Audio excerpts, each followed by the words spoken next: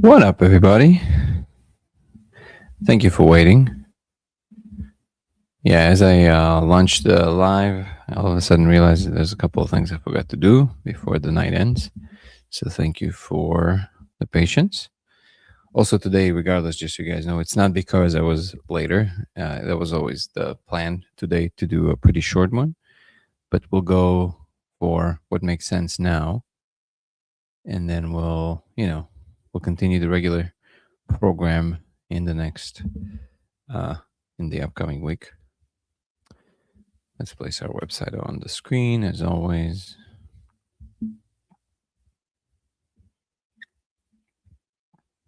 Perfect. Mikuros, Jackie, Guru, how are you, everybody? So good to see you. And to anybody who's already here, if you want to help the Twitch channel grow, what up, Teddy? What up, Val? Go to LaserX83 and follow from there. How everybody feeling? How are everybody evening tonight? That's a sentence. Let's still start our group on core. I think it's still important to do. Perfect. Stage on core is up. What up, Mikurus? Good to see you. Thank you for the likes. Hey, it's Doof.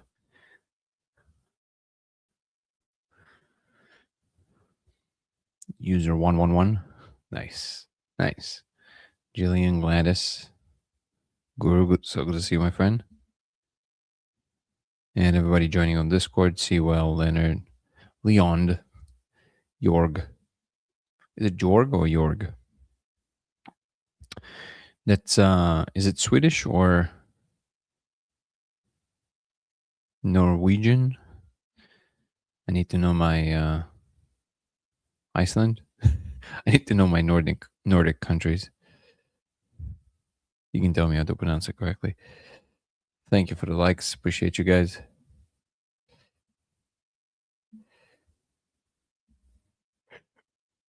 Evolucidity, how are you?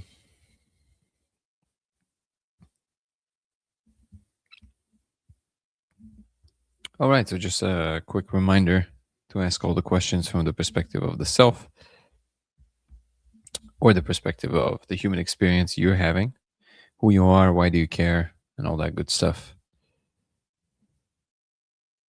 What up, Markin? Love to you as well. Haven't heard you talk much music before, Danny. What's the first song that comes to your head? Good question. I don't have a song that comes to my head. If I really have to think about it, because the truth is, when I listen to music, it's mostly when I run, and even then, I try to listen to something that's very kind of just general background stuff, because music is actually very emotional for me. So I get way too into like worlds and thoughts and stuff like that. It actually takes me out of my focus, to be honest. Um, I- I-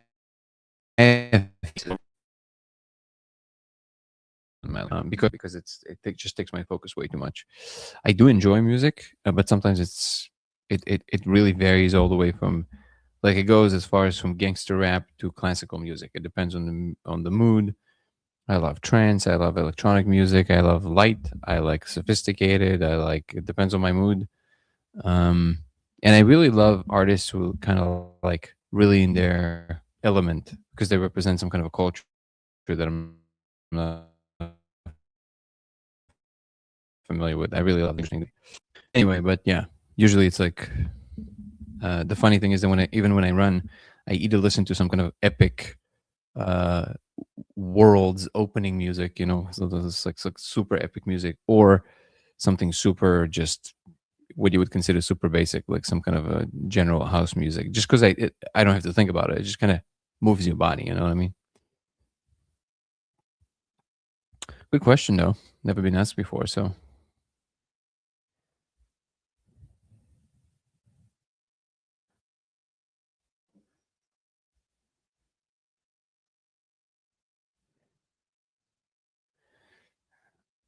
Since your initial discovery with the laser on the wall, have you had any dream about the laser? Dreams? No. Good question. I never really dreamt about the laser, but I've had experiences in dreams. I've had full-on breakthroughs, like on 5MEO inside of dreams, which was wild. Guru likes to listen to lo-fi jazz. Yeah, that's also really nice. Kind of like background for work. Yeah. Hello, I just ate a burrito. It was good. Well, thank you so much for letting us know. That's very, very lovely, Alex.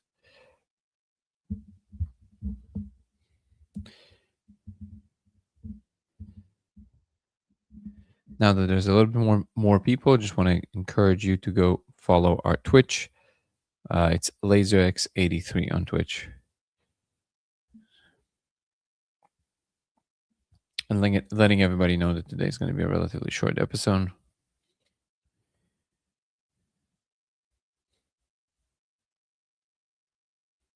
The color to the characters, you see. The colors of the light.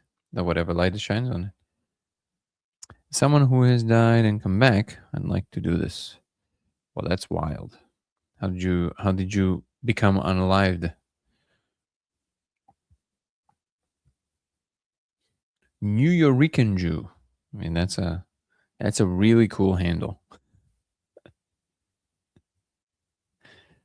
That's cool. I watched the laser video. I really want to experience it too. I'll be cheering for you from Korea. Wow. Fans from Korea. That's awesome.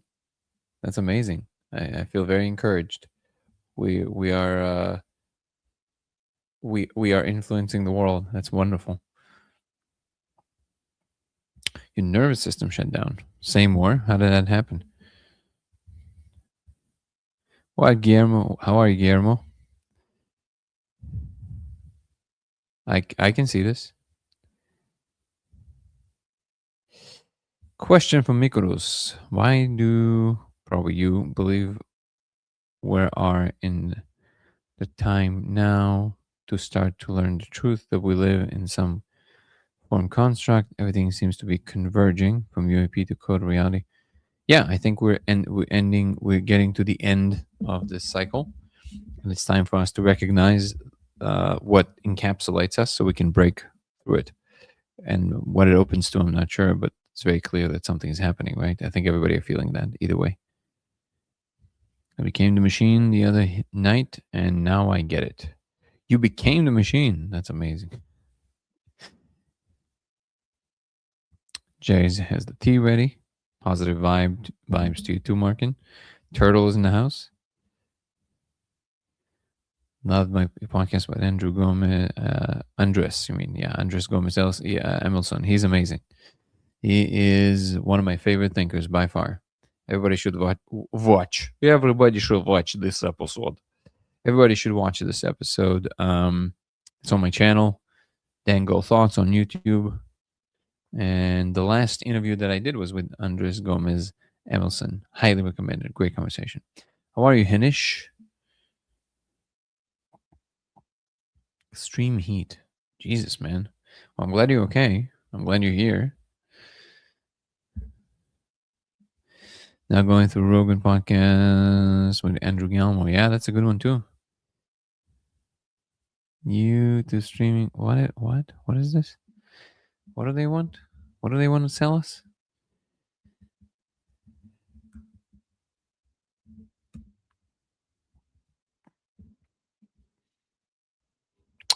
So is it your turn to make the internet rounds? That's how I'm putting it. I've been out, man. I've been doing the circuits for a while. I've been doing this for 4 years now. This is only the most current iteration, but this thing has been going around for the last 4 years.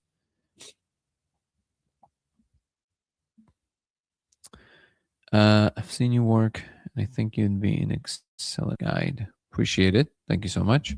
Sometimes I get to play that role. I know of incredible guides, so it's kind of hard to, step into these shoes, but learning every day. Now I have to plan the trip to Mexico. Oh, to that clinic. Wait, Guillermo, are you the one with the cluster headaches? To anybody who doesn't know what we're talking about, we have discovered, well, not we, sorry. People have discovered that the spirit molecule actually helps with cluster headaches and migraines. If you didn't know this, that's a very interesting and weird fact. I tried this with multiple people. It works. It is crazy. I couldn't believe it.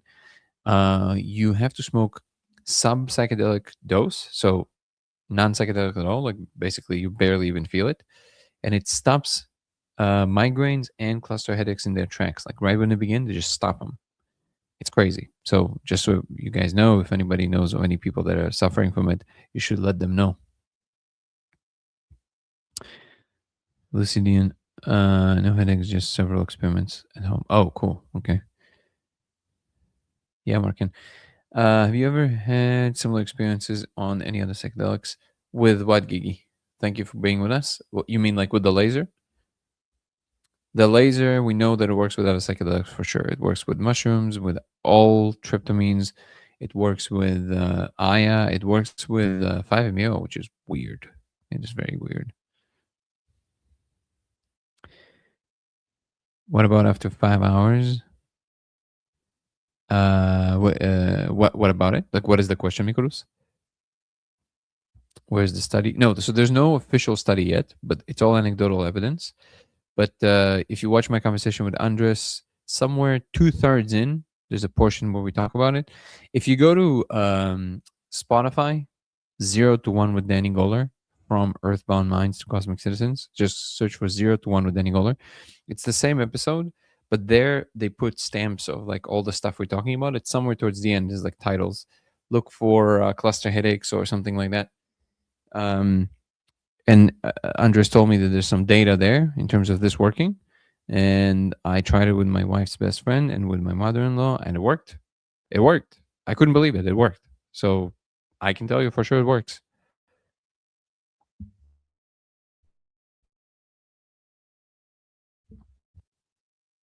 Soldier, bro. It's funny. Hold on.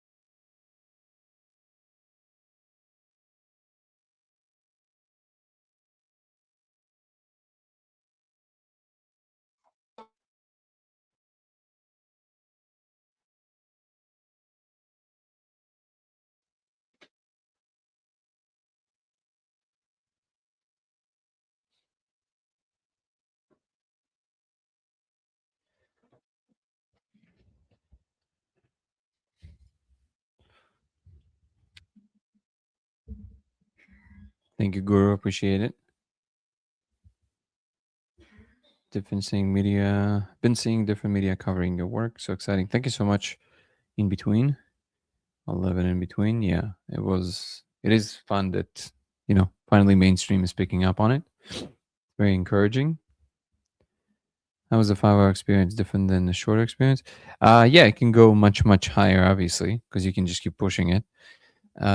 The climb is a little it's less torquey, let's call it that. It's still intense, but it's not as like you just kind of, well, like a hockey stick. It's much smoother. Highly recommended if anybody's interested and they feel like they can handle it. Ooh, matcha tea is good. And if anybody's interested, feel free to email me to dengoprox@gmail.com and I'll connect you with Kevin and Haley. I believe the going rate right now is 4,200, which is more than half of what was originally offered by the original project. Emily, so good to see you. Thank you so much. How are you doing? So lovely to see you handle your Emily Moyer, everybody. I did a couple, I think, a couple of podcasts with you, right? Everybody should check out Emily's channel on YouTube. Emily Moyer, EMILYMOYER. Really lovely conversations. I'll definitely be back on her podcast. Yeah, absolutely. We'll do another conversation.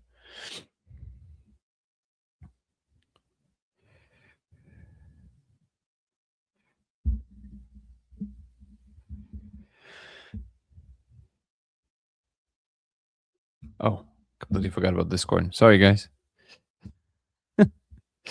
Ghost is in the house. Oh, we have two ghosts now. Ooh. What up, Wild Rat?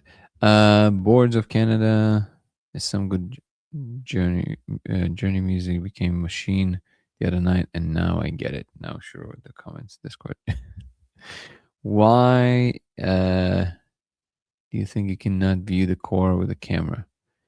Well, why? I don't know. I think it's something about extra perceptual activity is required, maybe. I'm not sure. What helped me, my mom, with her migraines for good is this bump looking device called ZOC or something. Interesting. Never heard of it. I just got my ultrasound machine today. Supposedly it helps with muscle pain, even possibly help with dementia. Interesting. In one of the videos I've seen, the Hebrew letters seen by the psychonauts were Shar and Hebrew, that means, yeah, gate. Well, I've never seen words. I've definitely seen Hebrew letters there. I've seen them for sure.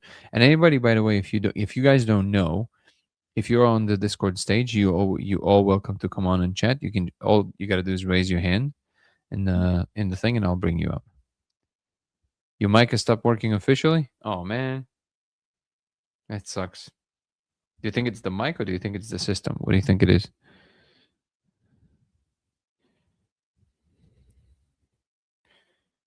What up, everybody? GT, Never Tool.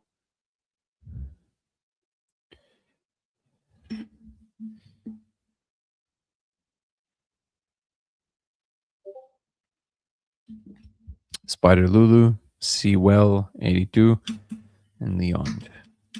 Good to see everybody.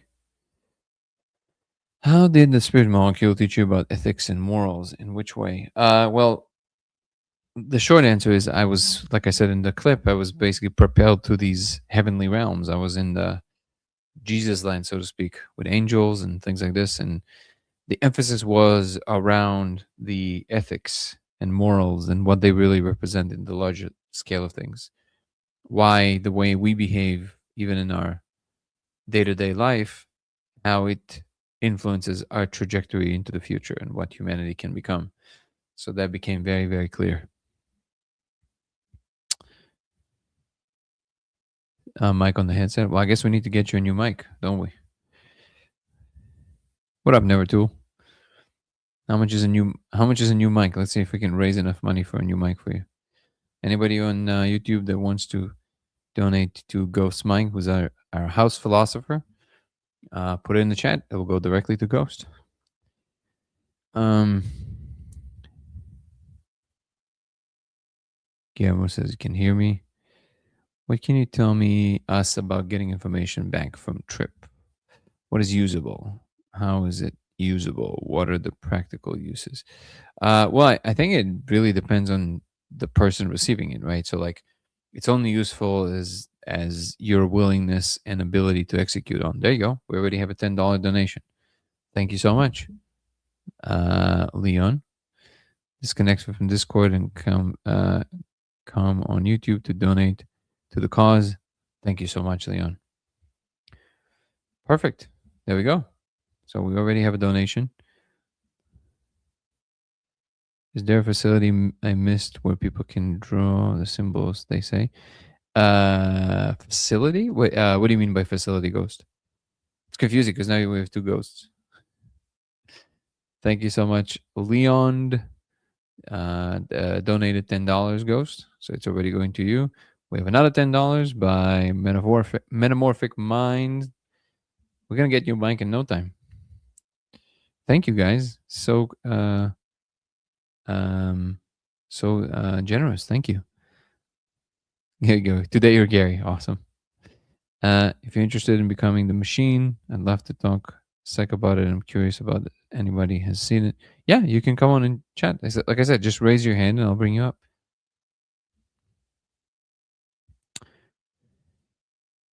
You are the original ghost? I'm pretty sure there were many ghosts before you. Thank you, Metamorphic and Leon. That's very, very generous of you. Yeah, I'll send it to Gary today. There we go. Gary, can you give us a price? How much is it? We're kind of shooting in the dark. Can you give us a price tag on what a mic you need would cost or a headset you need would cost?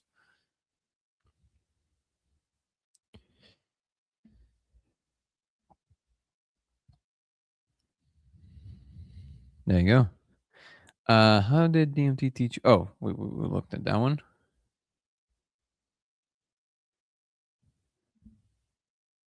I don't think we will have order, and it's the way the government have built the system. It caused bias. Not sure what you're referring to, Callie. It's a little bit of a confusing message. If you want to clarify, I would love to address it.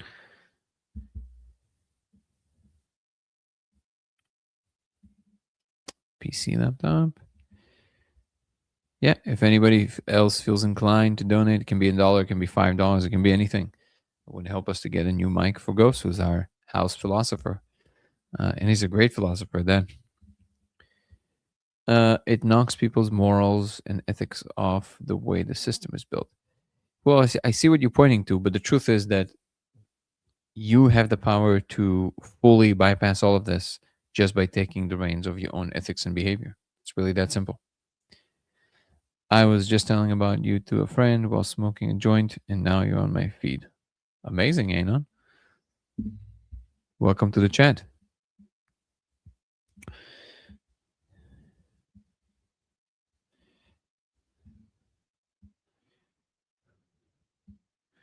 Do we have that number, Ghost? I want the universe to know the number. send me a picture. $61.99. So we need to raise 62 plus tax. Okay, so we need to raise $70 total for your headset. Okay, cool. So I'll obviously also add some money to this, but let's see how much we can raise here.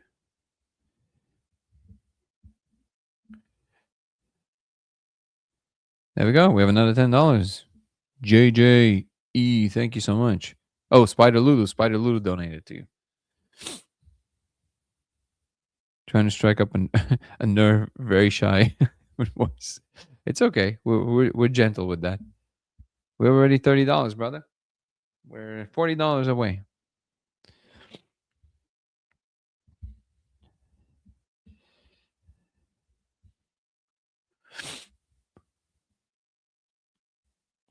Have I seen the eye at the end of the tunnel? Thank you so much for the likes, guys. No, I have not. Have you seen an eye? Want to do the experiment so much? Well, you know how to do it. Codeofreality.com. You have the protocol and the type of laser you need to get, and everything is there. Again, want to acknowledge our incredible friends who donated: Leon, Metamorphic Minds, and Spider Lulu. Thank you, guys. You guys are very, very generous. Appreciate it. Doing well, Guru Jody saying. I've been following Danny for a while, just looking for answers like everyone else. How are you doing today? Sorry, I don't know how to. Oh yeah. It's I think it just. I'm not sure it really adds here, but we can see it.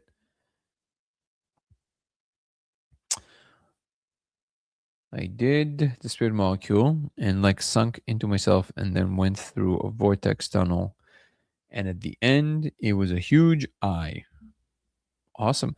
What makes you think that the end of the tunnel was the end of everything? Alex just donated another $10. We have 40. We're 30 away. Amazing. Alex, thank you so much. I receive with gratitude. Deeply appreciated.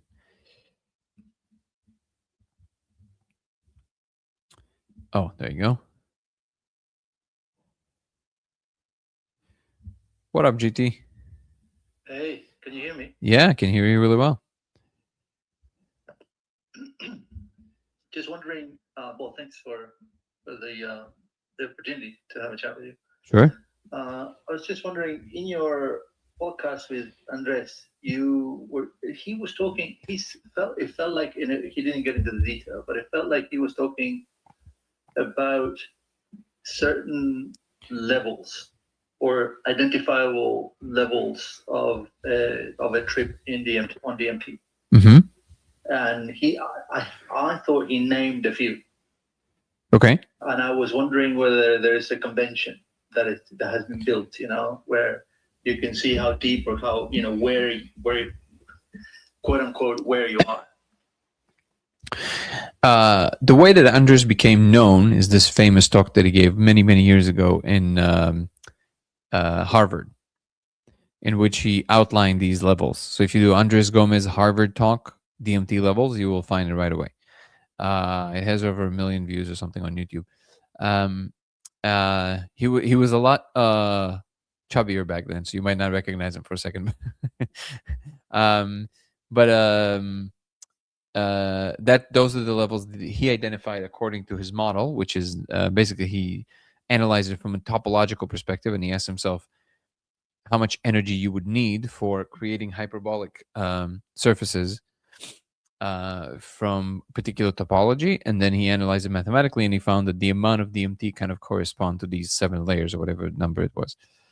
But is there like an actual consensus? No, nothing like that. People have been trying to map these things for a long time, and there's some agreements between different psychonauts.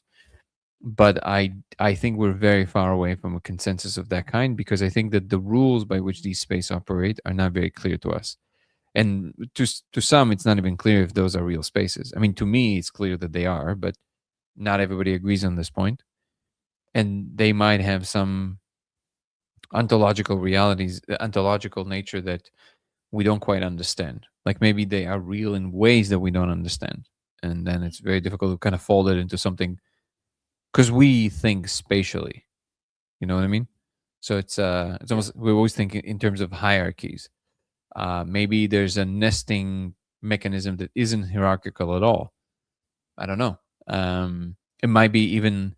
So one example I can give to something that might be like something like that, and that's not even that advanced, a fractal system where the levels are not just the different levels of emergence of the fractal, but different patterns inside the fractal, which means that the same pattern would be across many, many, many scales, but it's the pattern that creates the coherence of the structure. And then other patterns, even though they might also be columnated throughout the different layers, they are one thing, and then they're having interactions between them. And that's a radically different way of thinking about the ontology of the space than ours. So you can frame it in a lot of different ways, is what I'm saying. And this is why I don't think you can really reach a consensus. Well, not yet, at least. Does that answer your question? Yeah, a little bit. Yeah, but I was wondering whether you had, in your experience, if you had seen any sort of correlation to the. And I need to go and watch the video. But I was just wondering whether you had some sort of empirical, either confirmation or some sort of idea of, whether there was. I mean, you mentioned being on DMT for 4 or 5 hours. 5 hours, yeah. Imagine that you would know, let's say, for instance, the dose, like you would know how much DMT is going in. So you'd know that that's also constant, and you will have plenty of time, although I would imagine probably very little, in relatively speaking, but plenty of time still, more than, let's say, a trip where you smoke it, obviously, but enough time for you to actually research, but like look at that quote unquote space to see whether it mimics or it confirms or denies whether there's some sort of aspects of the level. Yeah, so I'll tell you why that's more complicated than that. DMT, and this is why I don't fully agree with Andres that that's a good way of thinking about the structure, because he was just analyzing the phenomenological execution of how it appears to us across many individuals. But the truth is that, at least from my experience with the molecule, it's not just how much you have in your system, it's also the address you're being placed in. So like you can have the same amount of fuel, so to speak, but you will still land in a completely different place because it's the way your energetic centers are arranged at that time. And that's a much more complicated equation because it's we're kind of haphazardly have the different states of being that places. I know this because I felt them do it many times. Like I feel them like playing with my energetic centers, and then I would go to a particular place. And in that regard, you can say, okay, when you feel this particular sequence, maybe you know that you will go to this space or another space. That's possible. I do know of a few people, Zoltan Bathory being one of them, that kind of claim that they found a way to navigate to where they want to go, which is very plausible. What up, Mika? Good to see you. I wonder what angle, like, what is the reason that this particular thing is it really interesting to you, like the different levels? So obviously, you know, the idea, and this comes up over and over and over again, right? And the idea is, okay, so, from the it's from 2 points of view. Mm-hmm. Can you have reach consensus that if the phenomenon is actually taking place, you know, and you can sort of say, okay, so now I have confirmation, let's say.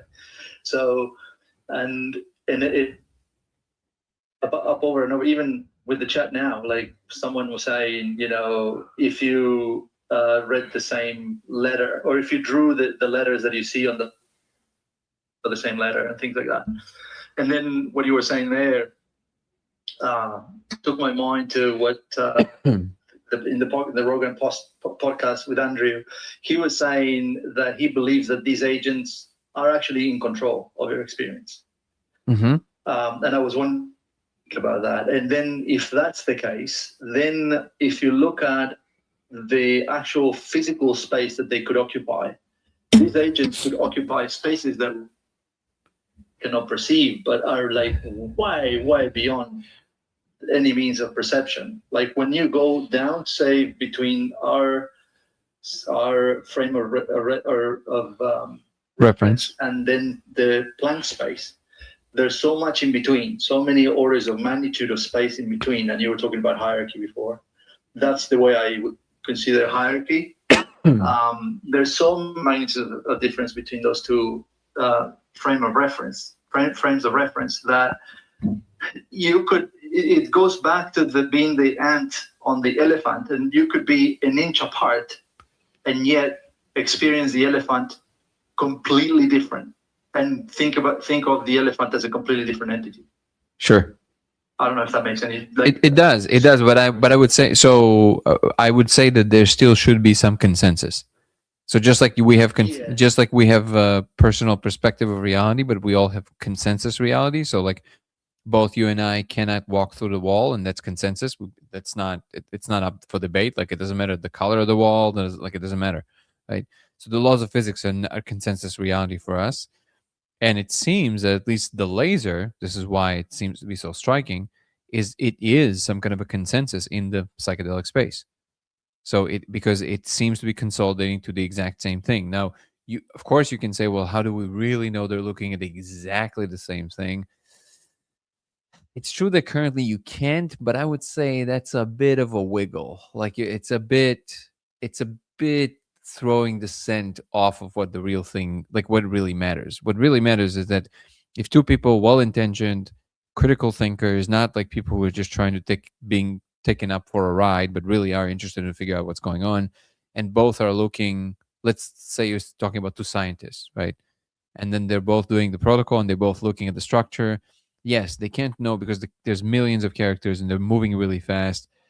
But there is a general gestalt. There's a general imprint that they can agree on just by talking to each other, right? They can say, do you see this kind of bulk of things happening here? Like, yeah, totally see it. Like there's a lot of things. There's a stability to the structure. There's a space permanence to it. There's so many different parameters to the code in the laser that seem to be consensus, that it, even without knowing if the characters are exactly the same for each person, which I would claim they are, but even if you don't know that exactly, then the structure itself, the thing that they make, I would say is salient enough to be within the category of consensus. Does that make sense?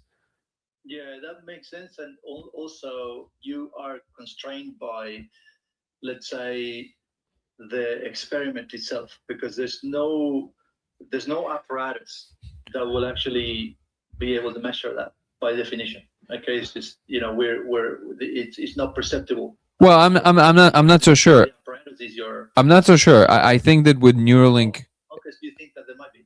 yeah, I think with advanced enough of a Neuralink, we'll be able to do something like that. I think we can have inner shared space within Neuralink. Andres actually disagrees with me, by the way.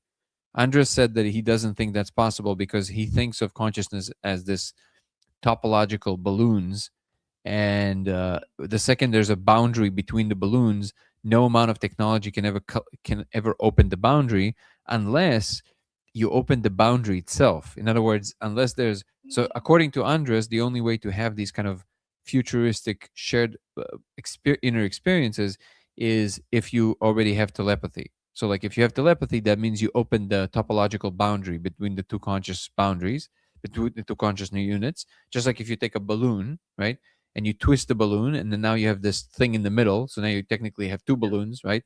So it's still one balloon, but this thing in the middle creates a boundary, right? So then that's kind of how he views different separate consciousnesses.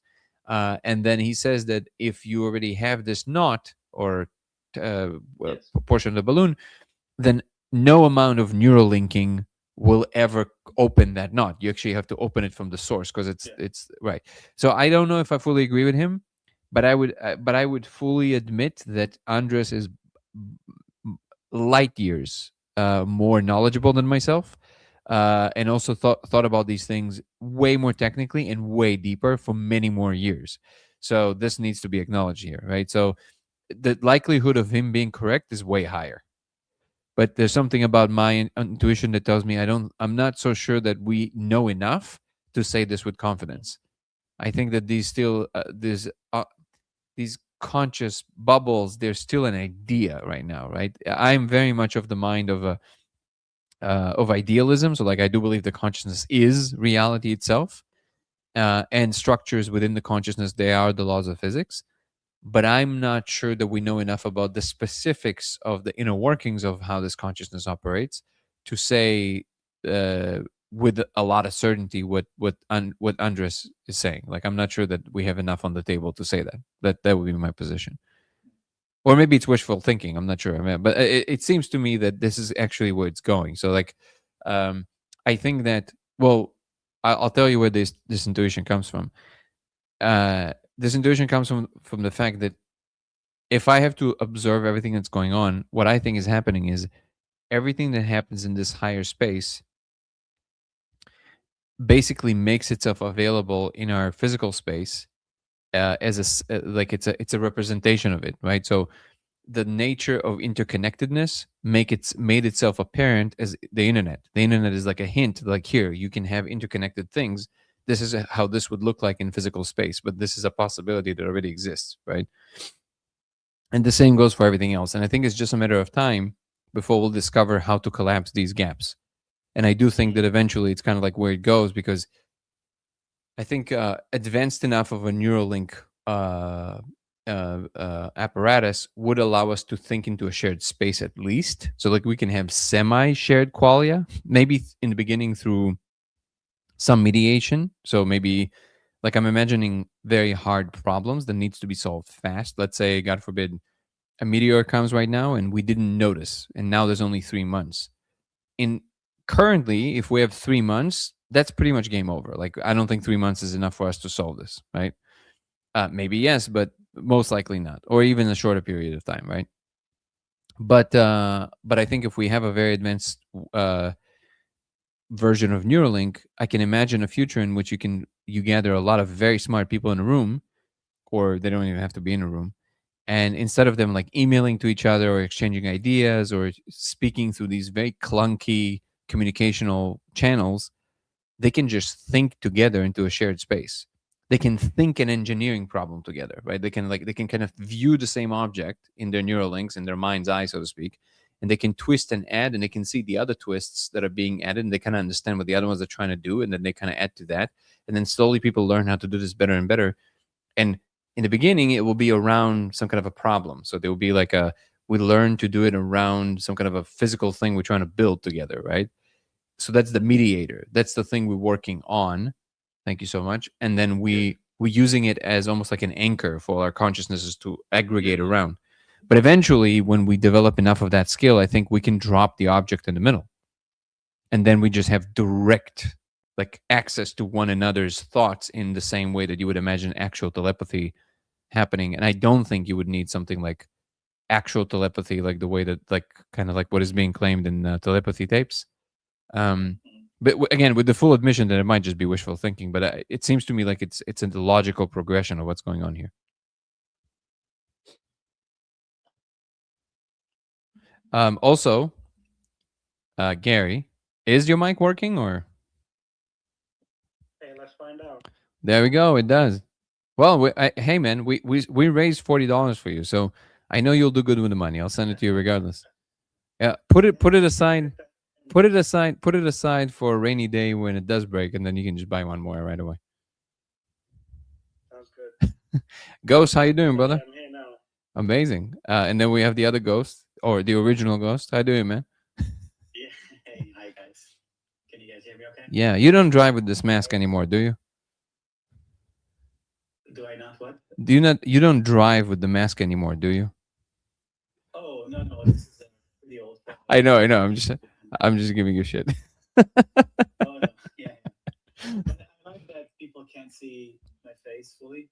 That's nice. So at least here on this board, so I kept it, and it kind of looks like Sub-Zero from Tekken. Yeah. A little bit. From no, Sub-Zero is from what is it? Isn't it Mortal Kombat? Yeah. Yeah, Mortal Kombat. That's right.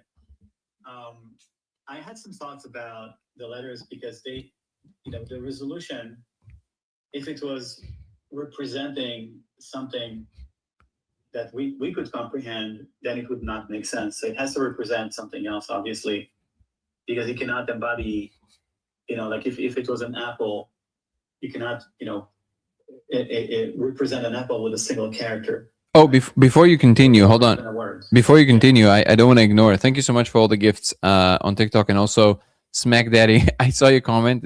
I'll talk about this in a bit, okay? You asking to talk about the breath work before the experiences, so I absolutely will do in a moment. Keep going, brother. Go ahead. Oh yeah, no, I actually plan to try the breath work too. I've been doing Wim Hof for some time, so I definitely plan to try to do that first because I don't have access to the molecule. Oh, I see. Yet. Yeah, we tried it. So far, it didn't work. And also, yeah, it didn't work for us so far. And Leon, what do I think about Oz Perlman, the mentalist? I think is amazing. I don't think anything supernatural is involved, nor does he say that. I think it's an ability people are way easier to read than you realize, and some people are like exceptionally good at it. And also, now that we have a lot of listeners on YouTube, I want to remind everybody that if you want to follow our Twitch channel, please come help it grow. Go to LaserX83 on Twitch, LaserX83 on Twitch, and come give us a follow there. All right, now we're fully locked in. So we have an apple that we cannot be represented in some way. Go ahead. Right. So I think if you had something like an apple in whatever other realm you guys are looking at, you wouldn't be able to represent something as complex as an apple with a single character. Okay. Right. Or even word, because if you think about like in Japanese, a single symbol is an entire word, right? Each symbol is a word. Right, because the meaning was instantiated culturally, right? Right, exactly. So I think that's not what you guys are seeing. I don't think, it's like that, right? But what else could be happening is that because we can't comprehend, the full dimension, we're only seeing parts of it, almost as if you're looking for a sieve, right? So you can only perceive whatever is in our capacity to perceive from that dimension. But you guys are saying that you can shift your head around and see almost like it's 3D from behind the slit, right? Correct. So if you move around, it's still there. Yes. What I'm curious about is what you guys said earlier. Can two people confirm that they see the same letters in the same place? Because that would be. You can't do that. You won't be able to do that. That's way too much going on. So there's millions of them. Moving? Oh, all the time. It's moving in like 3 different degrees of freedom, and there's millions of them. There's no way you can do that. Oh, so the letters are not stable. No, but they behave on their own accord. But they're stable in relationship to you, but they're moving. They're doing a thing. Yeah, it's almost like an enormous engine doing something. They're not frozen. Okay. Yeah, it's like crazy. It's like, imagine what you see in the movie The Matrix, just on steroids. Right. Like super digital, infinite in every direction. So it's infinite into the depth. You can see an infinite field of them. And it's and it operates like it collects around these buckyballs. They're just like a field of buckyballs, and they all sit on these enormous columns that also move around. And then each one of them in their place is also switching in real time. Like every single one of them goes replaces itself. Basically, like the thing like in the old suitcases where you have to do the sequence. So like that, it's like moving. Yeah, but it's super clear. Like it's super sharp, super clear, super stable in terms of like being there in space, and you're just watching this thing unfold, and you just can't believe what you're seeing. Now, we have some new tests that point to the possibility of being able to take snapshots of frozen, like the code frozen. And if we manage to verify that that's actually what's going on, then that we can actually study this way. Yeah. We can actually put it into like Apple. Oh, even with Apple Vision Pro. You just put it with Apple Vision Pro, and you put a bunch of people in Apple Vision Pro, and you have them point to the same object in real time. And because Apple Vision Pro actually specializes in knowing exactly where you're looking, you can even collect data in real time of where you're looking. So like your computer, yeah. Okay. I think I misunderstood. So, but the Apple Vision Pro itself, its cameras cannot see the code. No, but you can, and it knows where you're looking on the screen. You can see it through the Apple Vision Pro? So if you put an image in Apple Vision Pro, it has to be super high def. There seems to be an ability to potentially having like a frozen image of it, but we have to do a lot of tests on this because we also discovered that if you just generate a stochastic pattern, like a random pattern, you will also kind of see code. According to my report, it's not quite the same. It's like, it almost feels more overlaid. It doesn't feel like it's really there, like in a picture. It feels more like your brain is kind of completing it because it kind of knows. But that is a very wonky, from a research perspective, that's a very wonky position to have, right? So how do you, well, the only way to do this really is, and we will do this. So we're going to generate a bunch of fakes, just like stochastic patterns that look like the speckle. And we're going to generate them in Photoshop or something. And then we're going to take actual pictures of the code, of the laser. And then we're going to send them through the community. And nobody's going to know which one is fake and which one is real. Only we're going to have the key. And then people can report back and tell us. And if we see that the majority of people can actually discern reliably which one is the real one and which one is the fake one, well, now we have something substantial. And then you can actually, and then you can actually start studying it seriously, because if it is the case that you have some information there, then I can circle a little area of the thing, and I can say, okay, look from left of the circle on the top. What do you see? And then I can have a bunch of people report the same thing in different times and see if there's a correlation. Now you can study it the way that you're saying, if that actually checks out. I have a feeling it won't check out, because if you could see the pattern through the Apple Vision Pro,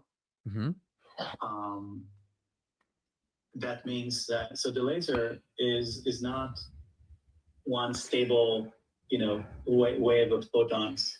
To save power, it blinks at a certain frequency. So in a sense, you're right that there would be a pattern that is not, possible to perceive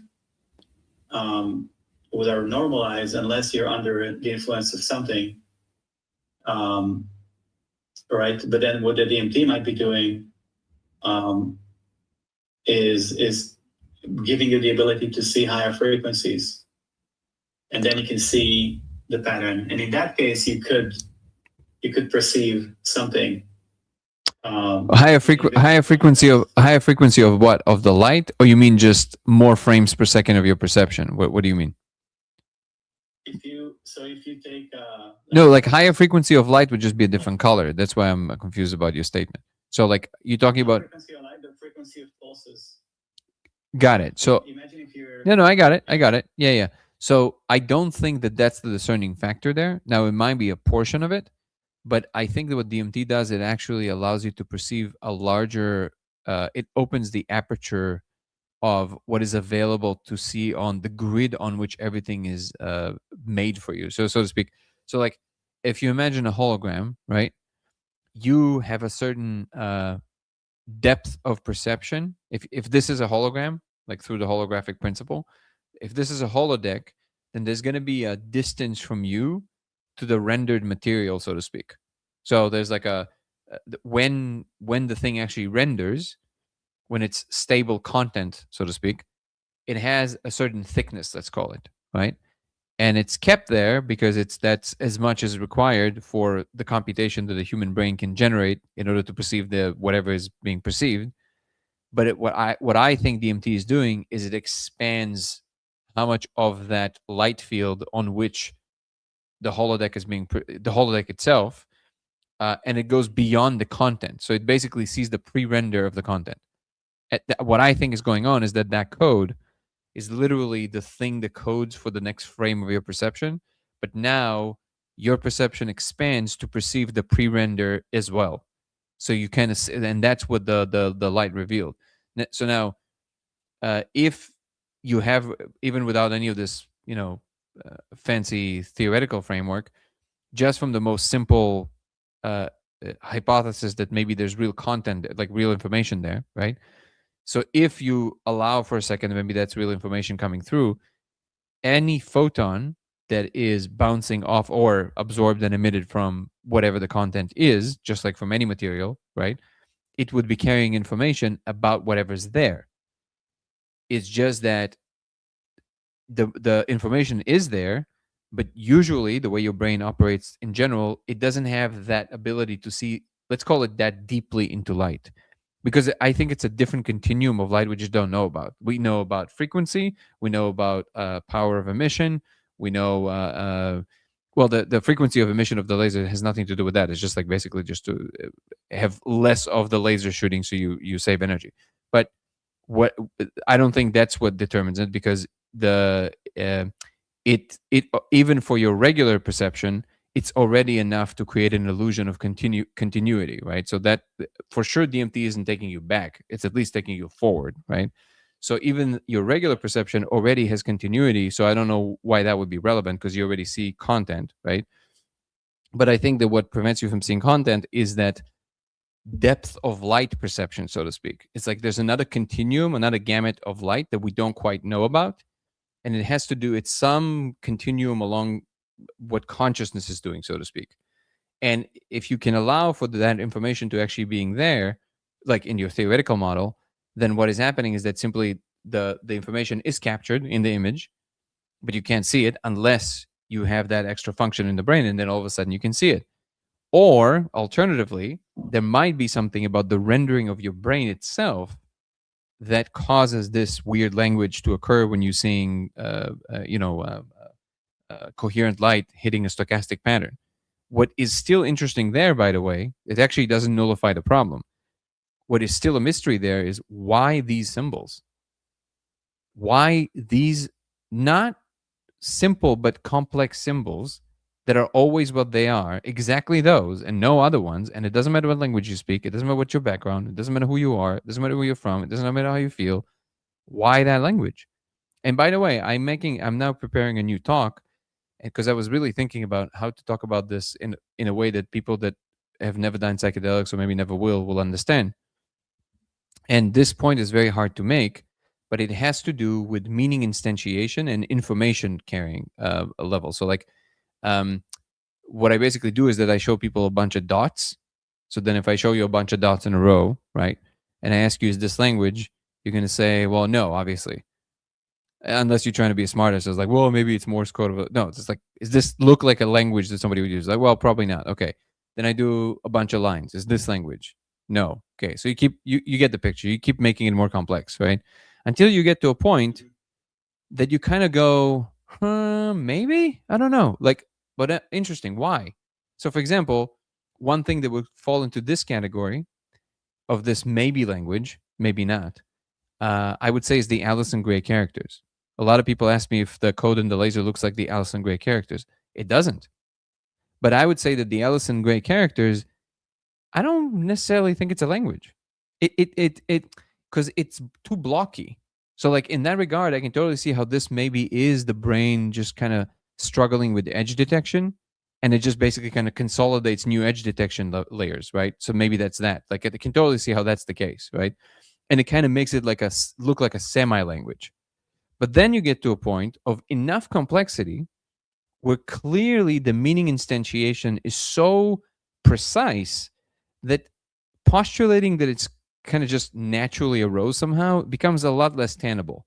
So if I show you, like, not a language that you know exists, like Japanese, even if you don't speak it, let's say Klingon or something, some language that you don't know, you don't speak, but you see it, even if you've never seen it before, and I show you these characters, you'll say, yeah, okay, that's language. Why do you know this? Well, because there's a sweet spot. And by the way, if I'm going to keep going, if I'm going to make it more complex now, there's going to come a point where it's too complex, and you'll say, no, that's just nonsense now. Great. That means there's a sweet spot. There's a optimal layer, kind of level to meaning instantiation in characters for whatever the human mind is, right? And that is very difficult to communicate, but it's very precise, and you know it when you see it. So then you still have to answer, why are the characters in the laser are always what they are across all individuals, and they have this, like, permanence and coherence and complexity that clearly has signaled some kind of a meaning instantiation. You still have to struggle with this problem. So my point from the beginning was always, there seems to be something here that is actually there, in the sense that it has like a reality to it, regardless to what you're doing. How exactly it becomes visible to us, that's obviously, I don't exactly know, and we have to study a lot of this. But I think ultimately it will come down to see if we can create any perturbations to either it or the observation of it. And if we can do that even a little bit, it gives us a handle. I think the first thing to do, the first thing to really tackle, which, soon hopefully we'll be able to do this on a regular basis, like, actually show up in an office every day and work on this. And the first thing that needs to be done before trying to discern what these characters are and what they do and what's the language, because we don't know what they are, is to see if we can create any perturbation that is reliably happening across individuals. Because if I can do that, it gives me information. If I can create the same perturbation for you and for me in some way, however it is that I achieved it, that perturbation will give me information about what's going on here, or at least give me a hint as to what we're dealing with. And then I can start asking questions. Okay, do the characters change when I do this perturbation for you, for me, for across individuals? Because here's one scenario that doesn't have to happen, but here's one scenario that I would absolutely categorize as a win. If I take a bunch of snapshots, this was actually an idea that our cinematographer Yozua suggested. Brilliant idea. He said, why don't you just take very rapid images of the thing, just like one after another, just like burst on an iPhone, right? But just like really super high resolution. And then play it like a movie, one frame after another, either on a screen or an Apple Vision Pro. If what you're reporting to see is real information, and when you move the frames, it looks like progression, like a logical progression of what the characters are doing, well, you definitely have something then, especially if it's agreed upon by many individuals. Does that make sense? Oh, somebody shared something. Yes. Pocket full of shrooms. Yeah, go ahead. Yeah, I think also there's there's an interplay between the resolution of the pulses of the laser Mm-hmm. and the capability of our retina, right? Because Correct. you know how in retina displays they say the reason it works is because beyond a certain distance you cannot perceive. You can't see the difference between pixels, right? Right. If you're far enough. Mm-hmm. So for sure, like, because the laser does pulse, it's not just a constant stream of photons, and that's done just to conserve power. They just pulse the laser at a certain frequency. I'm not talking about the frequency of the light itself. I'm talking about. No, I get it. I just don't understand the relevance of this point because when it pulses, it's completely invisible to even your regular state. So I don't know what the relevance of it, because they're already photons, right? So they're already kind of like, they're already quantized anyway. So the fact that you're taking a break between the bursts of photons, I don't know what relevance it has to like what information does it give us? Maybe something that I'm missing. Yeah. So no, but I think the amount of characters or words, right, or letters that you can see, I think it would be limited by the number of nerves that we have, in our retina. Again, obviously, just a theory. Yeah. Well, that's interesting.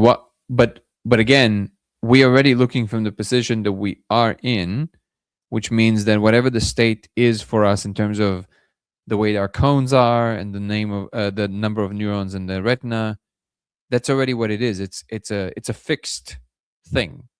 So are you saying that if we add more neurons or modify our cones, we'll be able to see more of the characters? Is that what you mean? No, what I'm curious about is if you move further, closer or further away, does that change what you see, or is it still? You see a different level of detail. Of detail, yeah, obviously. If you get closer, you see it like super close. If you go further, you see the structure together, but you can still see the details, but you can also see the vastness of the whole thing, kind of. Just because you're further, you can capture the whole picture from afar. We did some tests with a microscope too. That was also very interesting. But that's A test with what? with a microscope. We did a test with a microscope. Oh wow, interesting. Yeah, and that was really interesting. But I, again, excuse me. There's a lot of the tests we ran last time with Carter, my partner, and our team crew, and Aaron Benden, the director. And so actually our producer, Chris Paris, he has incredible hands and he can build anything.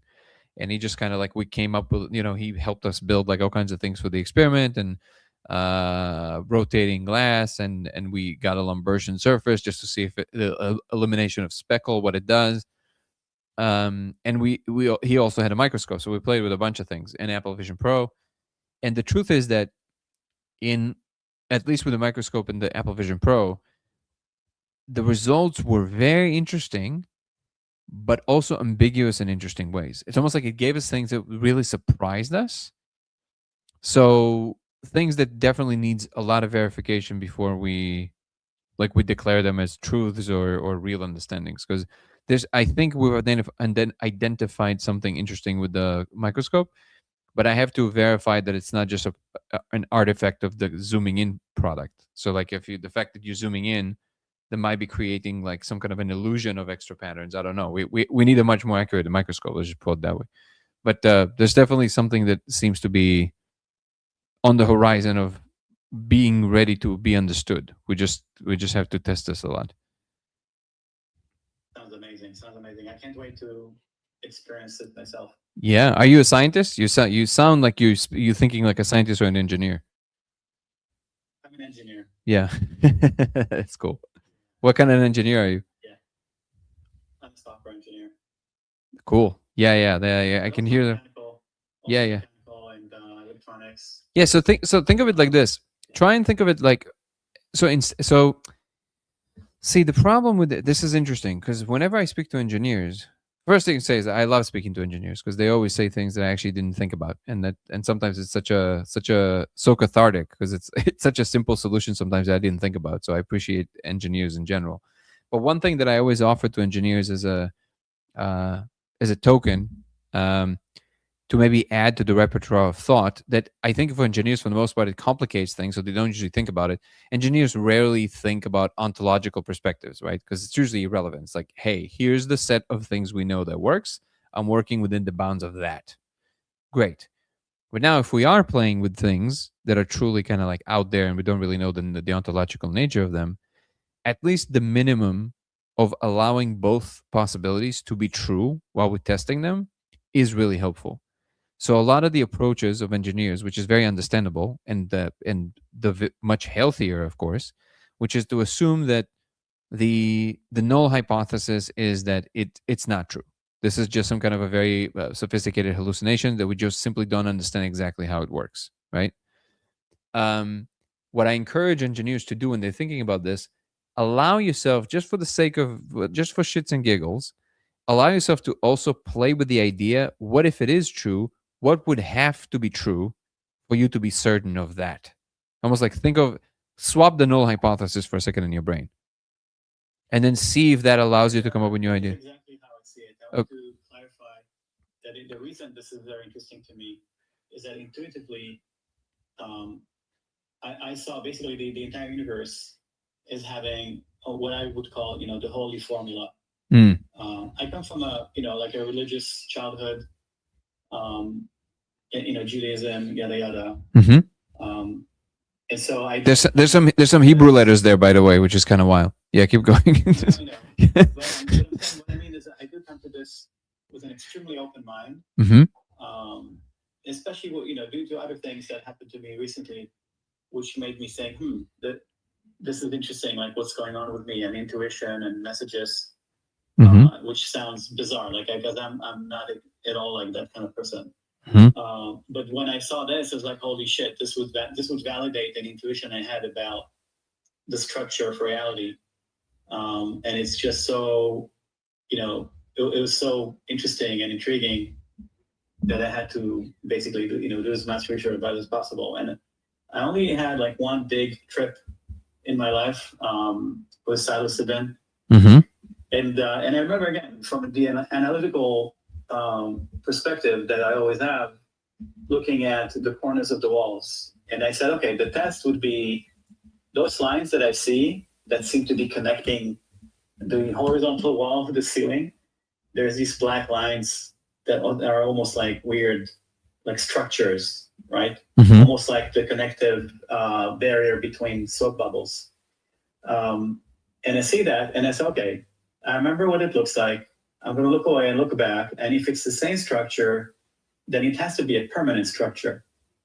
And indeed it was, right? But things like the chandelier, I would count 5 lights, and then it's like 3 lights. Suddenly it's 7 lights.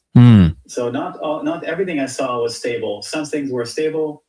Some things were not stable, like faces were not stable. I would see people smiling, people not smiling, laughing, crying. It would change every second. But things that are on permanent objects, like physical objects, like the walls, those were permanent. And so that's why I want to experience this so much. I want to experience this and see how much of it. But the way you describe it is honestly absolutely mind-blowing and not what I expected, with the buckyballs and the pillars and so on. It sounds like almost sounds like a mechanism that, maybe a Swiss watchmaker should take a look at and try to figure out. It looks like... the strong intuition I have, and it just sounds like one of these, I'm like sprinkling extra fancy stuff to make it sound extra interesting, but no, it came from like a very deep deliberation, not just from some kind of a wonky thinking. But basically it really feels like what's happening is that it's a 4-dimensional rotating object, and what we're seeing is its 3-dimensional wall coming into our space every time, just like in Flatland, when it's like it literally just, and that rotation looks so weird and confusing because we're like, what's going on? Because it rotates along what seems to be 3 different axes at once, but I think it rotates around a 4th axis that we cannot see. So it rotates in and away from our perception, basically. Right. Yeah. And I can see that. And I'm only saying it. And I'm only saying it because a couple of times I managed to do something that I managed to explain to someone else, and they managed to do it too. But basically, if I anchor my attention in one of the areas where it kind of does its thing, and I just lock my attention there, I managed to spin to rotate the entire space in some kind of a weird direction that I'm not familiar with in my brain. So on the software level, so like it definitely felt, and I feel like it's important to emphasize, it felt like this is something I cannot do on the hardware level. So because the architecture of the brain is designed for 3D space, but on the software level, that's allowed. You can actually do this 4-dimensional rotation somehow. And then when I do that, I could see the entire 3D space all at once, which Yes, can that only makes sense. happen if you're looking from a fourth direction. Well, it can only happen when you're looking from some kind of a fourth direction. So like that seems, it's almost like I went up there. It's almost like I bulked up into the fourth dimension and I looked down at the 3D and I could see it all at once. And then the code changed the way it appeared. It kind of like appeared as like almost like a schematic, like the whole thing. Yeah, that makes a lot of sense because the information, that's how the information would be encoded, and if you added one more dimension. And so if you relax and allow yourself to stop criticizing and just letting it in, you might actually, yeah, your brain might do things that would surprise you, right? Yep. Yeah, that's very, very interesting, right? There are theories that our brain is quantum.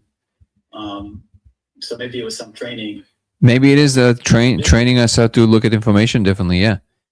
Yes, that sounds fascinating. And I gotta go. sure, pleasure to talk to you, brother. This was fascinating. I'm here in Pasadena, right? I will be back. Right now I'm in Florida. I will spend some time in Colorado, and I will be back in Pasadena hopefully within the next less than a year or so.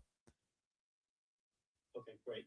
Yeah, because I was gonna check to see if it's possible to, to check the live. I think you guys built like a. No, we haven't built anything yet, but we are working on building one in Colorado. So yeah, first of all, feel free to reach out and text me, and we can talk about this. Amazing. Awesome. Right, thanks, Your pleasure, brother. Thanks for the Thank you. opportunity to connect with you guys. Absolutely. And Gavin, before you jump in, I saw you coming in. Let me just make, because I don't want to do it at the end, because then I'm sometimes too tired. So I'll just do it now. I'll just make a couple of announcements and we'll continue. We won't be jumping off just yet. We'll have a chat with Gavin as well. So just a quick reminder for everybody, if you guys interested in the retreat we're doing on February 28th in Costa Rica, February 28th to March 7th, let me know. You can either go to corretreat.com, so coreretreat.com, just without the E, so corretreat.com. Let me just put it here. And you can book a call with me to get more information, or you can just email me directly and ask me about it. It's dengoprox@gmail.com, dengoprox@gmail.com. And if you're not on YouTube, go to YouTube now. You can see it there. It's Dango Thoughts on YouTube. Also, if you guys are interested in donating to the post-production of the film, we're towards the end, the last stages now of production. You have the GoFundMe page under the trailer. If you go to Dango Thoughts on YouTube and search for The Discovery, which is the trailer, you'll see that GoFundMe page in the description, or just click right under this live if you're on YouTube right now, and you will see the GoFundMe page. Any donations received with gratitude. The process is very costly and difficult, but Aaron Venden, he's a true master of his craft, so he's going to be delivering something very beautiful very soon. Thank you so much for all the gifts, gang member VR. And if you donate over $1,000, you will automatically be added to the list of people who would see the movie as a world premiere, which I think is pretty cool, with Q&A with us, and I think it's going to be great. And if not, don't worry. We will absolutely make sure that everybody sees the film. We're working on distribution as we speak. If you guys want to join our member up community, I haven't been announcing this in a second because I was so tied down with so many different things in the last week and a half.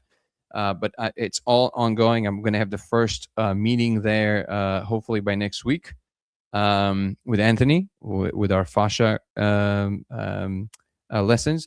So the member up community is basically a community in which people are going to gain access to top of the line facilitators in their domains. Currently, there's 4, and you basically gain access to them.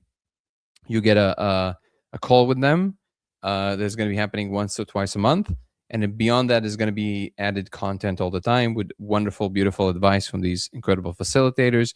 And the more people join, the more also are aware of these facilitators. And our job is to find the best ones in the world and make sure that they're available for you guys there. So if you want to follow that, the link to it would be here. I'll share it here. Also on YouTube, I'll put it right here. It's the core community and member up. And if the general announcements are that if you want to follow my accounts, it will be Danny Goller on TikTok and Instagram. Also on Substack, if you go to Substack, I have my first article there already, just Danny Goller. And the new article about free will is going to be coming out very, very soon. And if you want to follow me on X, it's just Goller Danny, so swap them. LaserX83 is our handle on Twitch. And YouTube, as I said, it's Dango Thoughts, DANGO Thoughts. Also, if you want to follow the new show on Spotify, 0 to 1 with Danny Goller from Earthbound Minds to Cosmic Citizens, show that focuses on the future of humanity. Go and give it a follow. Again, it's 0 to 1 with Danny Goller. And come join the membership program on YouTube, which includes early access to all my content and also access to our weekly lives. Thank you, Leo. Appreciate you so much for the donation. But it will your generosity threw me off. I appreciate you. We'll give you access to our weekly live for members only, in which we dive much deeper into all kinds of topics, and I can pay way more attention to everybody because there's way less people. So you can join that and grab yourself something from the merch store. We have really cool merch with the Code of Reality items, hoodies, mugs, shirts, or the Human First design, which denotes the attitude that we should all treat each other as humans first before any religious conviction, political affiliation, or any ideas you might have about the world. So I think that's pretty dope. Also, if you want to know more about everything we're doing with the laser, how to do the experiment and all that good stuff, go to codeofreality.com. I'll put it right there, codeofreality.com. There we go. And if you want to share your laser experiments, you can even do it anonymously, or you can see you want to see other people's laser experiments, you can go to veilbreak.ai, I'll put it right there, and you can do it there. It's an incredible tool that Carmelo, our software engineer, and David Carter, my partner, they built and made available for everybody. So we deeply thank them. And finally, come join our Discord community of like-minded people sharing these ideas. We have an incredible growing community there. You can find the link to it in the link tree in the description on TikTok, first link at the top, or you can find it the fourth link at the top from on YouTube on the main page. I think that's everything. And of course, I would like to acknowledge our incredible moderator, Guru. And I want to acknowledge our donators today for a beautiful cause of headphones that a mic that already worked. But hey, now we're going to have extra money for a mic just in case it doesn't work, right? There we go. So thank you so much, Leo, and thank you so much for everybody else who donated. And thank you so much, you, the audience, for always being here, participating, sharing ideas, debating, asking questions. I really appreciate you, because without you, this channel is really nothing. I wasn't ignoring all the comments. We're just having like a fun conversation. So how you doing, Mellow? Been following you, everything. Been on. Thank you. Okay, I'm going to be going through some of the comments slowly while Gavin Campbell is giving us his thoughts. How you doing, brother? Welcome to the show.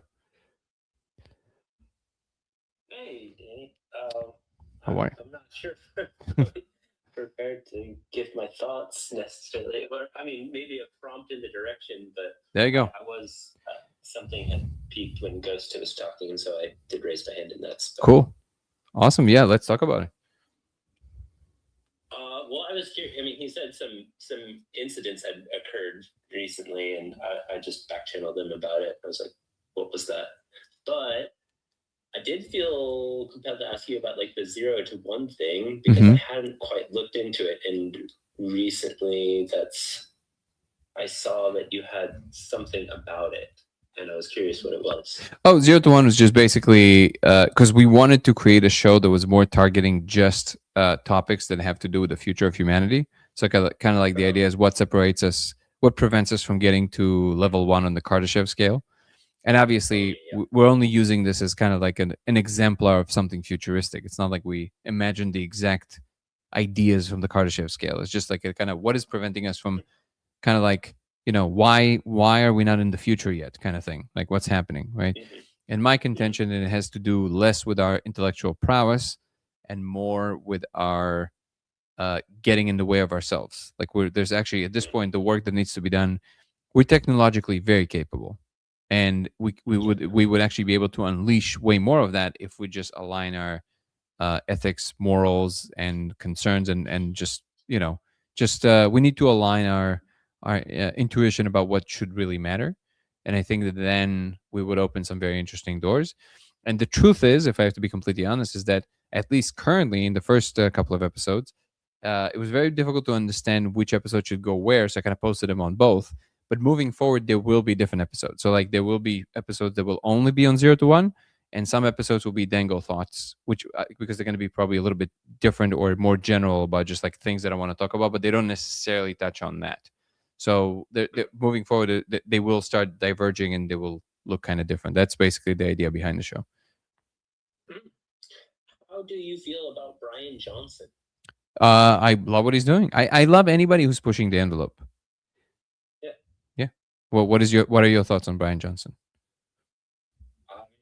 He struck me earlier on when he was like, I was following brain computer interface for a while, and so like I was like, oh shit, he's doing that, and then I heard his backstory, and I was like, okay, yeah, I'm like vibing with his like essence, and then Blueprint came out, and I was like, shit, dude, this guy's like really committed to this, and apparently his partner / girlfriend is like phenomenal at social media. So I've been incredibly impressed with like all of his posts and just like how, I don't know what it like. It's awesome. Like his way of communicating is fucking dope. Yep. Yeah, I think what I look at there, like I'm just like you. It sounds like you do the same. I looked at the imprint of the person.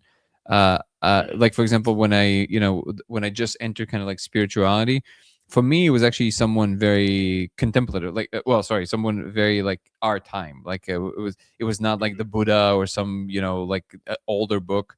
It was actually just Eckhart Tolle. Like for me, it was like super this kind of like but what became very immediately important for me is who is he, right? Because I read his book and I was like, wow, this is actually very impactful. But then I was like, well, let me look at the person though, because whomever wrote this book would really matters, right? And then when I saw him talk, I was like, okay, this guy's the real deal. Like you can see, like by the way he talks, by the way he sits, right? And the same goes with basically any individual. I'm just watching less what they say and more how they say it and how they behave. And to me, Brian Johnson, from the beginning, he just looks like a person from the future. He straight up looks like a person that I would imagine this is what humans in 100 years basically look like and sound like. Like you can see that he's like super well intentioned. He wears his quirks well. Like he just kind of like he just owns everything, and there's an honest essence to him. And just like with any somebody who's trying to do something cutting edge, there's of course a bunch of detractors and a bunch of people talking shit. And like, if you don't have haters, you're doing something wrong, right? So I don't know. He literally made himself as the guinea pig. Like, what else can you ask for? Like, he used his own money and he's using himself as a guinea pig for the future of humanity. Like, what else do you want from a person? I don't know what is the complaint for people sometimes raise, but like, it is what it is. Yeah. No, phenomenal. Yeah, have you seen Jubilee, that like debating show? I haven't seen that with him. I saw that there was one. Why was there something that really stood out? No, I don't think it'll strike you as anything, but like the level of authenticity that he used with people was just like fucking bar none. Yeah, just, because like, it's real, on point, and like leveling with people just to the nth degree. Where they're like, you're just like a billionaire, like you don't understand like all our struggles. He's like, yo, I wanted to kill myself. You don't understand what I'm saying to you. Like, I'm trying to level with you in any way I can here. And he was just like constantly highlighting that he spent like weeks and months just like rehearsing in his mind how he could like relate to people more and more effectively in that space. Yeah. And by the way, that's one of these things that really saddens me, that there's a parasite in culture currently, which somehow vilifies people who are successful. It's crazy. Like this, it to me personally, it's a sign of a sick society when society criticizes the people who work the hardest to achieve the most. There's something about that that is so backwards. And I understand if a generation basically just grows up and really tries, and then like there's certain sliver of the generations that I can kind of see it from them, because it's like, okay, they do suffer from this issue that, boomers could buy a house for $7 or something, and now they can buy an apartment for like more than $1 million or something. Okay, yeah, but I'm seeing kids who never had to struggle yet. Like they don't even know struggle yet. And somehow they're convinced that the world is the worst it has ever been. That is something that is wrong with the ideation of society. There's just sick ideas in society. They're just incorrect. So and this is one of them, which is like billionaire means bad. It's like, no, billionaire means work their asses on levels that you cannot comprehend. That's what it means. Like, nobody becomes a billionaire just by ripping everybody off. That's not happening. You can make some money by being a con artist, but that's what people don't understand. Scale, it never scales. Yeah. It never scales because you can't. You start playing with very successful people as your competitors.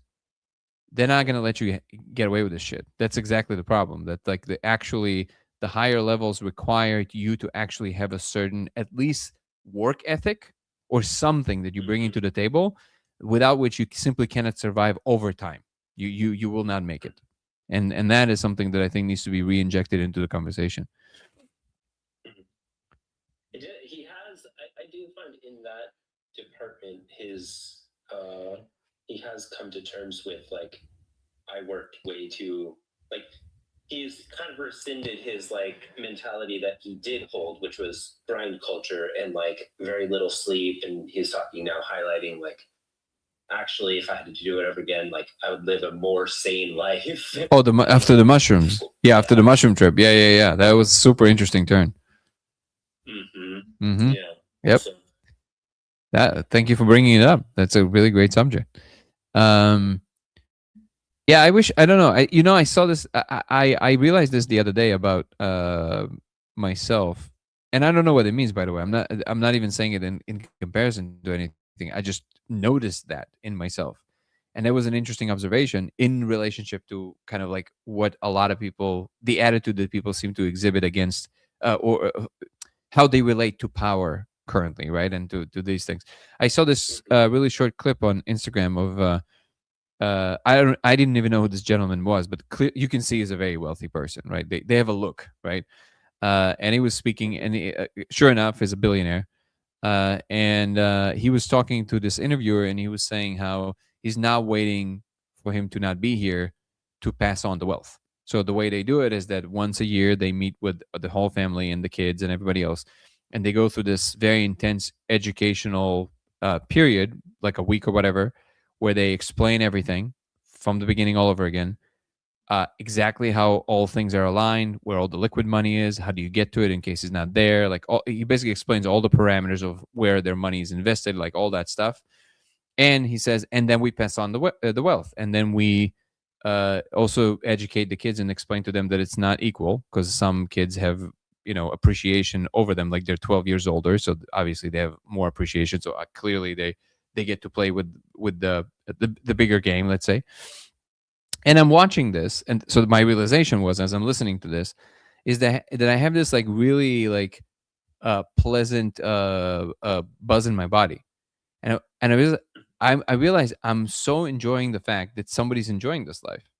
I'm like, this is amazing. Like it's so great that somebody worked that hard, that they have like, and you can see it's like a very positive person, and like now they, they're not hiding. He said that a lot of his peers kind of really hiding the, kind of like their wealth and all that stuff. Is like, no, we're what is it for? Like, I'm passing it to my kids so they can also learn how to handle it and invest it, and we're trying to do our best to also keep like a high ethical standard and all that stuff. I'm like, yeah, like, and then I realized, why don't we want more of? I don't understand. Like, I get it if people believe that by them being there, it automatically takes something from the lower echelon of the population. Like it takes something away from the lower level, but it doesn't. That's not why people don't have enough. That's not the reason. So like you can easily fix the lower. You can raise the lower part way more, and I don't see the problem with people having just like a lot more influence and power. It doesn't. It doesn't fully compute for me why people think that it prevents them from being happy or being very fulfilled and successful and still doing pretty great things. I'm not. It's not. I'm not pretending like I have some kind of answers or like I've cracked anything. But if there's anything that I would love to see before I depart from this world, is to see that thing that causes the kids to say to Brian Johnson, "You're a billionaire. You just don't understand." I want to leave a world in which the kid's sitting in front of someone, Brian Johnson, and having just awe in their eyes that they're speaking to someone like this, instead of having a disrespect for him because he has way more than them. You know what I mean?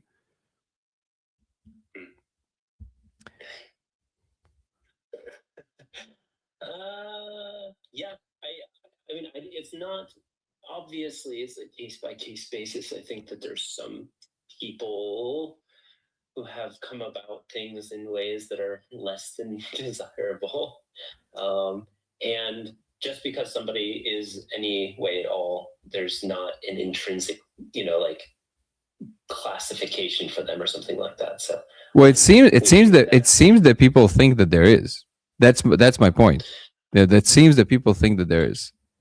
There are a lot of people who think a lot of things in this world. There's for sure.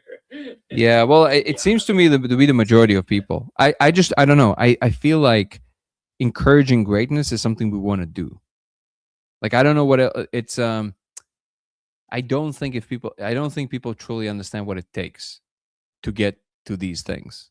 Like what else is, like if you want, you can choose to just live the enlightened life, right? Which is a very different path. Yeah. Right? You can just say, okay, well, I just renounce the whole rat race, the whole game itself. And that's commendable too. And that's also very beautiful, right? But just as that is difficult because it requires a certain kind of dedication, achieving success on the highest level on the world stage, it's a very difficult thing to do. All I'm saying is, I wish that we would see more awe and respect for people who were willing to put everything on the line, and ask ourselves, how can we be more of that if we are playing the game? If we're playing a different game of like letting go of the game, of the spiritual game, or whatever it is, that's fine. But pretending like the people who put in the most on the line, like that doesn't matter. I'm looking at the trajectory of a society of that kind, and that is a society that it's not going to make it, because it just encourages the wrong thing. Are you familiar with Daniel Schmachtenberger? Yeah. Yeah. Do you find like when you kind of run in your mind zero sum game or some kind of like race dynamic that's a mutually assured, like I have to do one thing more than you have to do one more thing more than me, and how that emphasizes and begets itself? But I'm not talking about, right, but I'm not talking about a competitive game necessarily. I'm talking about the fact that in order to achieve something of extreme difficulty, like make something work at scale, what it requires is a certain level of dedication, commitment, and relentlessness that it's actually very difficult to do. So because you have to always show up for many years, and through all the failures, you have to persevere. And you can think of it in terms of competition. I'm thinking of it in terms of what is the human potential can withstand, and then the result that it yields. I think people forget that in order to do all the things that we now take for complete granted, like the computer we're speaking on right now, right, and all the other things that are around us, were very hard won. They were the result of people dedicating their lives to this, and the fact that it exists on a infrastructure of a culture that is competitive doesn't necessarily speak. Oh, that's a cool one. Thank you for these gifts. I appreciate you, brother. It doesn't like I would say that these qualities of the people who are super successful in the competitive game would still translate to a game that isn't competitive. Like even in a collaborative game, you would still want individuals who have grit, that are capable of persevering, because sometimes we would have to compete against forces of nature together, let's say. So those are the people you want on your team, right? That's what I mean. Yeah. It's not so much about the competitive nature of it. Yeah. Yeah, no, there's no doubt that the highlighting part that you're putting into like the sheer amount of like believing that you could change the world, and like as Steve Jobs put it, like, I'm crazy. Are you crazy enough to think that you actually could? Mm-hmm. And just like hell drivenness or something like that is, I mean, it's phenomenal what you can do as a result of it, and like willpower. I am. Who's the dude who wrote the Infinite Game? Hold on. I never read it, so I need to look it up. Simon Sinek. No, this is the other one. Simon Sinek wrote a more recent version that wasn't Okay. quite the. Okay. Was another author. Okay. Older version. Okay. James Cars. Finite James and. P. Cars. James P. Cars. So this one is called Finite and Infinite Games. Got it. Okay. Yeah. And so what is it about? So he's talking about like how the point of the game that he's trying to advocate for is like the one that allows itself to keep on playing. The point isn't a win at any point in time. It's just to perpetuate the game further and further. Sure. And so I found that like a useful framing, because oftentimes it appears that within a capitalist system, for example, that there are quote unquote winners and losers. And that's certainly how it's framed in a number of different circles. And I'm wondering about altering that, like, if we're not rooted in, and you brought it up earlier, the collaborative process, are we like actively trying to, through the process of like really being ambitious and like willing this like reality that we want to see into the world, are we also rooted in collaboration? So it actually, have you seen the conversation that I had on my first episode of 021 with David Rugg? I didn't. That's why I asked. Yeah. I think you would really enjoy it. He's a huge proponent of Intermind and the whole Game B, yeah. So, and I learned a lot about that from him. He's a brilliant young man, and I love the way he thinks. He's also he's great at like visualization. And I saw one of his videos and I was hooked in how and I immediately invited him to come on the show. And one thing I really enjoyed from the way that he outlines kind of this whole game A, game B thing, which is that in game B, you can actually have the better versions of the things we thought we wanted from game A. It's not like you're letting go of them. You do have space exploration. It's just on a level that you couldn't have in game A. Like, it's because it requires a certain level of collaboration and cohesion that only game B can bring you. And then you can play the bigger game. So you can do the exploration, but not in terms of going and looking for resources, just for the sake of the exploration itself. So you're enjoying the process, and in the process of doing that, you're actually bringing solutions, way greater solutions to way greater problems with much greater rapidity, because you're just playing the game of existence itself. Because one of the points that I used to make, which is kind of like kind of puts an end to any kind of argument events, like, well, why do you think where's this going? To what end? Where do we have to push? Well, the sun is going to become a red giant. That's the knocking down argument. Like, what do you mean? Like, if you think that we should only live as long as the planet, then sure. But if we know that we can do something about it, we have to get off this rock eventually, right?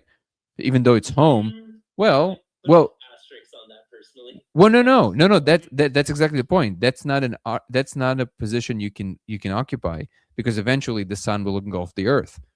So then you can stay here, right? You're assuming that we have no, like, that we're anchored to, like, for example, your body in that process, right? There's very little reason to believe that physical is going anywhere. Let's put it that way.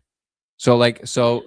yes. I know Terrence McKenna would say No, Terence McKenna would not say otherwise. If you listen to Terence McKenna very carefully, he was very big on that history is what it looks like when civilization takes a step back so it can depart into the stars. That's exactly what he was saying. And he was He also said that we're not going to have chipmunk after chipmunk after chipmunk, which is strongly indicative that we're not going to continue to have the human experience. so form is not going anywhere. Let's put it that way. So like form will always be there. You might be able to change forms to things that are more conducive to different environments, but it would always require you to get off the planet. And by the way, the whole idea of the the fact that Earth is home and all of that stuff.